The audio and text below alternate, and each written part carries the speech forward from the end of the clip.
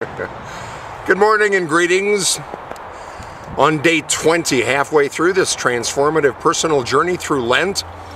Hope it's been a good one for you so far, and I hope the rest will also be very good for you. I was hoping to bring you to Benham Falls today, just a little bit south of Bend, about 40 minutes from my house. Unfortunately,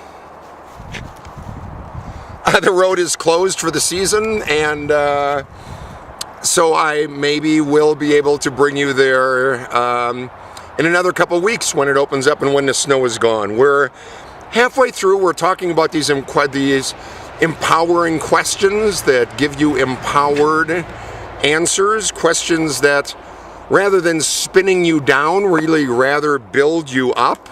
Very important questions. One of the questions I was asking myself is, being out here at Benham Falls, it's actually a little bit remote. I'm right off the freeway right here, but one of the things you need to wonder about when you're out in the woods is bringing protection from the cougars that are out here.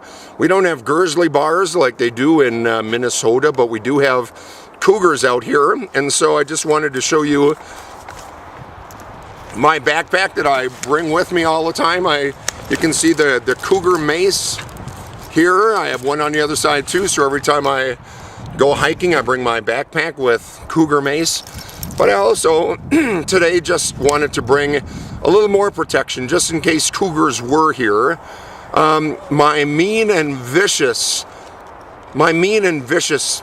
watchdog. When I got her a while ago, I was thinking about calling her Spike or King, but instead, come here, Gracie. Instead, I called her Gracie. This is my little Gracie girl. Right. Now, one of the things it says in the Bible, I forgot exactly where, but I think it may be in the Sermon on the Mount, that here's what it says. What matters more than the size of the dog in the fight is the size of the fight in the dog.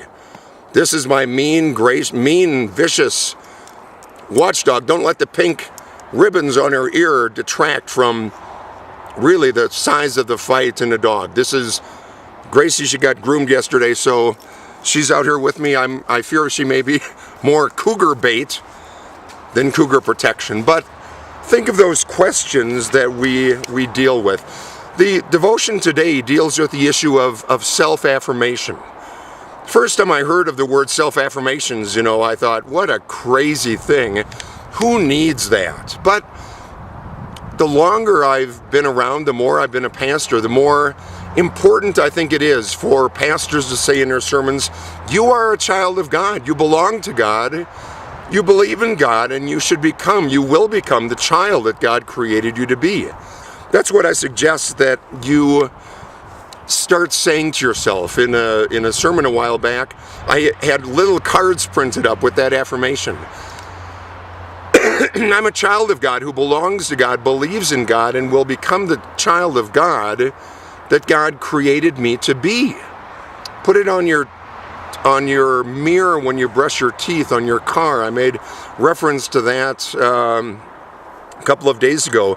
Just remind yourself of that affirmation. Just have that bathe over you. That's why I was hoping to bring you to Benham Falls, the waterfalls, beautiful waterfalls that keep gushing and gushing. We'll go to a waterfalls next week because I love those waterfalls. Read those words. Have them bathe over you like a waterfall, like a constant flowing stream that reminds you again and again that you are a child of God who belongs to God, who believes in God, and who will become the person that God created you to be. I mean, when the Word became flesh and dwelt among us, full of grace and truth, it means that you lack nothing for the journey through life, like Jesus asked his disciples in our gospel for today. You lack nothing. You are a child of God. You belong to God. You believe in God, and you will become the person that God created you to be.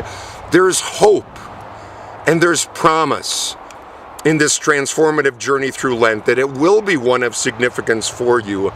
I think it begins as you realize that you lack nothing for the journey, that you are a child of God who belongs to God, believes in God, and will become the person that God created you to be.